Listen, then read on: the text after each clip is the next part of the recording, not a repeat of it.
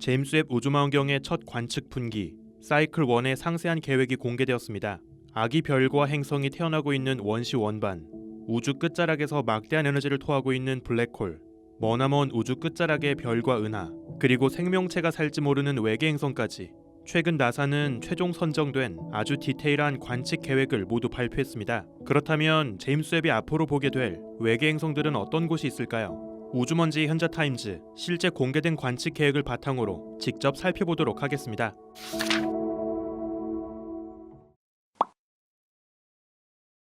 우리 지구는 창백한 푸른 점, 파란 행성입니다. 여우자리 방향으로 63광년 거리에 떨어진 HD 189733b도 우리 지구처럼 선명한 푸른색을 띠고 있죠. 하지만 이곳은 생명과는 거리가 먼 푸른 지옥이라 할 수 있습니다. 별 HD 189733은 주황색과 붉은색의 두 외성이 함께 돌고 있는 쌍성입니다. 그중 주황색 별 주변에서 외계 행성이 하나 발견되었죠. 이 외계 행성은 목성에 비해서 질량이 15% 더 무거운 거대한 가스 행성입니다. 중심 별에선 겨우 0.03의 이후 460만 킬로미터의 거리를 두고 바짝 붙어서 궤도를 돌고 있죠. 태양과 수성 사이 거리의 10분의 1에 불과합니다. 앞서 제임스 웹과 마찬가지로 적외선으로 우주를 관측한 스피처 망원경을 통해서 이 외계 행성이 가장 뜨거울 때 1000도를 육박한다는 것을 확인했습니다. 사실상 생명을 기대하기 어려운 곳이죠. 그렇다면 이렇게나 끔찍하게 펄펄 끓고 있는 행성이 어떻게 지구처럼 푸른 빛을 띠게 된 걸까요? 지구의 푸른 빛은 주로 푸른 파장의 빛을 더 많이 반사하는 바다 때문에 만들어집니다.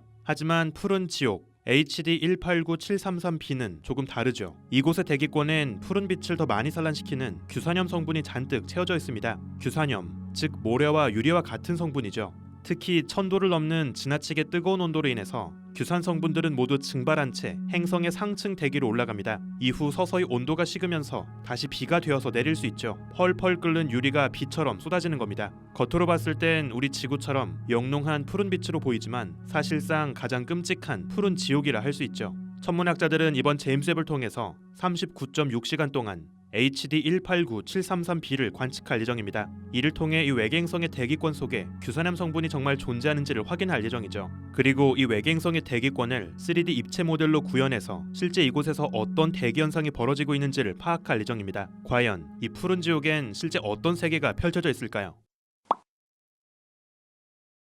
고물자리 방향으로 850광년 거리에 떨어진 와스프 1,2b도 또 다른 끔찍한 지옥 행성입니다. 이곳은 목성에 비해서 질량이 1.2배 정도 더 살짝 무거운 거대한 가스 행성인데요. 마찬가지로 중심 별에 너무 바짝 붙어 빠르게 궤도를 돌고 있기 때문에 굉장히 뜨겁게 달궈져 있습니다. 중심 별에 너무 지나치게 강한 중력으로 인해서 이 가스 행성은 약간 찌그러진 럭비공 모양을 하고 있습니다. 그리고 행성의 한쪽 면은 항상 중심 별만 바라보고 있죠. 그래서 별을 바라보는 낮 부분과 항상 별을 등지고 있는 밤의 온도 차이가 굉장히 심합니다. 흥미롭게도 천문학자들은 앞선 관측을 통해서 이 끔찍한 외계 행성의 대기 중에서 수소와 산소의 존재를 확인했는데요. 별빛을 바로 받고 있는 뜨거운 낮 부분에선 이 수소와 산소가 모두 쪼개져 버리지만 다시 온도가 낮은 밤 부분으로 넘어가면 수소와 산소가 다시 결합하면서 물 분자를 만든다는 사실도 발견했습니다.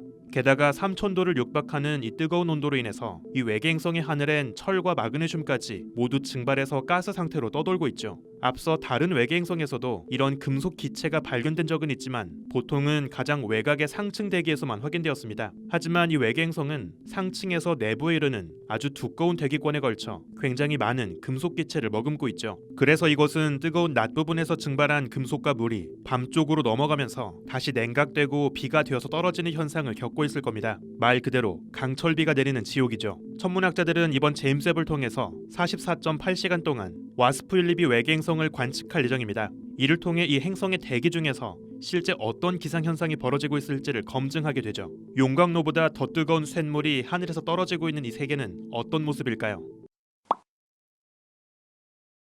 개자리 방향으로 40광년 거리에 떨어진 개자리 55e도 굉장히 흥미로운 외계 행성입니다. 이곳은 우리 지구보다 8배 정도 더 무거운 질량을 갖고 있는 아주 육중한 암석 행성입니다.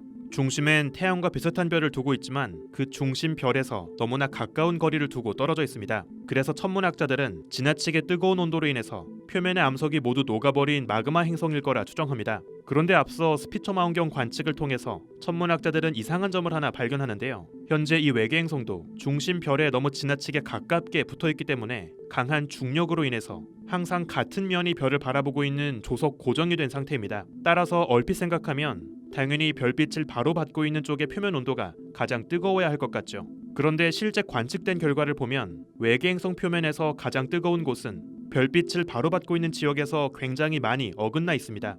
이를 설명하는 두 가지 가설이 존재하는데요. 우선 하나는 사실 이 마그마 행성도 굉장히 두꺼운 대기권을 갖고 있다는 거죠. 아주 두꺼운 대기권이 있다면 그 안에서 벌어지는 대류와 기상현상으로 인해서 열이 돌고 돌고 순환할 수 있습니다. 이로 인해 별빛이 바로 내리쬐는 곳이 아니라 약간 옆으로 치우친 곳에서 가장 뜨거운 온도가 형성될 수 있죠. 하지만 이 별은 중심 별에 지나치게 바짝 붙어 있습니다. 따라서 강력한 항성풍을 온몸에 그대로 맞고 있을 겁니다. 따라서 이런 두꺼운 대기권을 온전하게 갖고 있을 거라 기대하긴 어려운 부분이 있죠. 그래서 또 다른 가설이 존재합니다. 이 외계 행성이 실은 단순하게 항상 같은 면만 중심 별을 바라보고 있는 조석 고정이 되어 있는 것이 아니라 매번 궤도를 두 바퀴 돌 때마다 외계 행성 자체가 3번 자전하는 3대2 공명을 이루고 있다는 거죠. 우리 태양과 수성도 이런 공명을 이루고 있습니다. 이런 식으로 외계 행성 자체가 자전도 함께 하고 있다면 열이 퍼지고 전달되는데 약간의 딜레이가 발생합니다. 그래서 이 외계 행성의 가장 뜨거운 시간은 별이 하늘의 중천에 떠 있는 정오가 아니라 정오가 약간 지난 오후 시간이 되는 것이죠. 마치 지구에서도 점심때보다 오후 2-3시가 더 더운 것처럼 말이죠. 만약 이 두 번째 가설이 사실이라면 이 외계 행성은 옅은 대기권을 갖고 있을 겁니다. 그리고 낮 동안 더 뜨거울 때 증발한 대기권 속의 성분들이 다시 차가운 저녁이 되면 비가 되어서 내리는 기상현상을 기대할 수 있죠. 게다가 이곳은 지나치게 높은 온도로 인해서 암석과 금속까지 모두 대기 중으로 증발할 수 있습니다. 따라서 만약 이곳에서 비가 내리고 있다면 이곳에선 마그마 비가 내리고 있을 겁니다. 천문학자들은 이번 제임스 웹을 통해서 15.5시간 동안 외계 행성 개자리 55E를 관측할 예정입니다. 이를 통해 정말 이 지옥 같은 마그마 행성에 정말 두꺼운 대기권이 있는지 아니면 궤도 공명으로 인한 옅은 대기권이 존재하는지 그리고 정말 하늘로 올라간 마그마가 다시 비가 되어 떨어지고 있는지를 검증할 수 있죠. 과연 하늘과 땅이 모두 마그마로 채워져 있는 이 세계는 어떤 모습일까요? 지금까지 줄곧 불지옥 같은 세계만 소개해드렸는데요. 제임스 웹이 꼭 지옥 같은 세계만 보는 건 아닙니다. 굉장히 높은 확률로 외계 생명체를 기대할 수 있는 놀라운 곳도 살펴볼 예정이죠. 그 중에서 물병자리 방향으로 40광년 거리에 떨어진 트라피스트 1은 가장 중요한 곳입니다.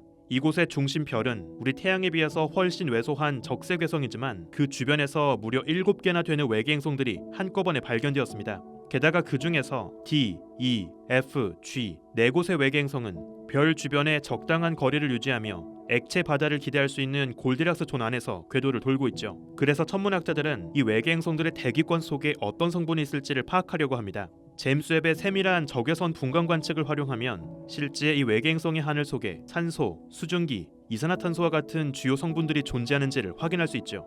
특히 산소와 물은 생명 활동을 보여주는 가장 중요한 근거입니다. 산소와 물과 같은 성분은 반응성이 굉장히 뛰어납니다. 그래서 산소와 물은 곧바로 다른 성분들과 반응하면서 사라지기가 쉽죠. 그런데 만약 외계 행성의 대기 중에 굉장히 높은 함량의 수소와 물이 발견된다면 이는 반응성이 높아서 금방금방 사라지기 쉬운 물과 산소를 계속 새롭게 만들고 보충해주는 또 다른 메커니즘이 존재한다는 증거가 됩니다.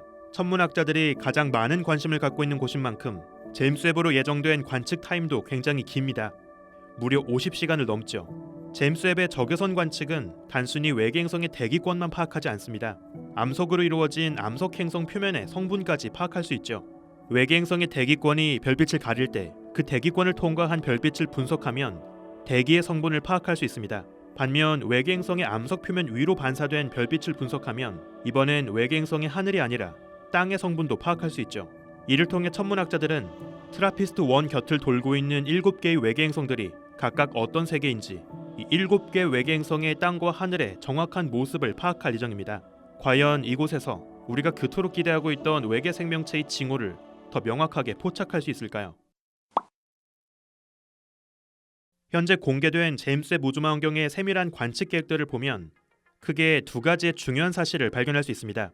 우선 첫 번째는 제임스 웹은 아직은 새로운 외계 행성을 추가로 발견하는 역할은 하지 않을 거란 겁니다. 일단 지금까지의 계획에 따르면 기존의 망원경들이 발견해 놓은 외계 행성들 중에서 흥미로운 곳들을 더 디테일하게 추가 관측하는 정도의 역할을 맡게 되죠.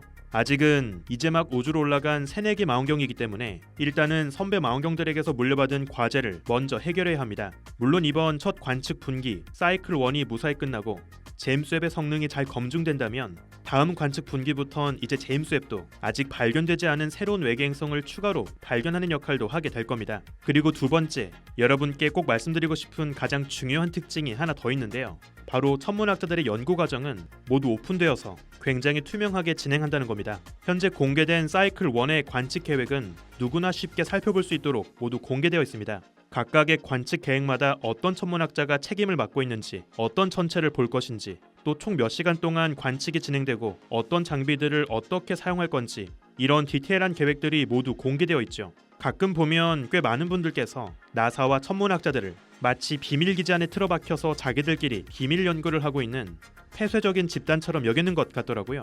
하지만 전혀 그렇지 않습니다. 21세기 천문학자들은 더더욱 그렇죠.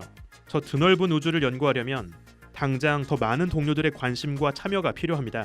또한 제한된 리소스 안에서 가장 효율적인 관측을 진행해야 하고 또 데이터의 조작은 없는지를 철저하게 관리 감독하기 위해서 모든 관측 계획과 연구 데이터들은 더더욱 투명하게 공개될 수밖에 없습니다. 이처럼 제임스 웹과 인류의 천문학은 뻥 뚫린 맑은 밤하늘만큼 투명하게 우주를 연구하고 있습니다. 우주먼지 현자타임즈, 오늘은 여기에서 마칩니다. 구독과 좋아요도 부탁드릴게요. 우주먼지 여러분 감사합니다. 안녕.